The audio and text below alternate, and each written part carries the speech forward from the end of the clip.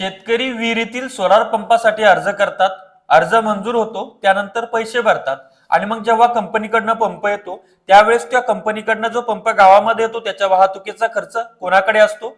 त्याचबरोबर त्यासाठी खड्डा खणणे, पंपाचं इन्स्टॉलेशन, वाळू, सिमेंट, गिट्टी याचा खर्च कोणाकडे असतो? या संदर्भात स्वप्नील गरुड परभणीचे आहेत, त्यांनी एक माहितीचा अधिकार टाकला होता. त्याच्यामध्ये अशी माहिती आली की वाहतुकीचा खर्च हा पंपाच्या किमतीमध्ये समाविष्ट आहे, त्यामुळे तो शेतकऱ्याकडे असणार नाही.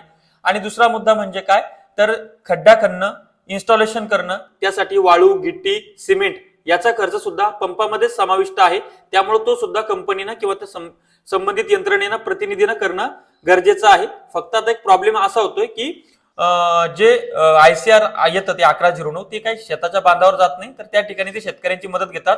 मात्र नियमानुसार त्यांना शेतात ते सगळं नेऊन इन्स्टॉलेशन करून देणं हे सगळं त्यांच्याकडेच आहे. स्क्रीनवर मी तुम्हाला तो माहितीचा अधिकार दाखवलाय.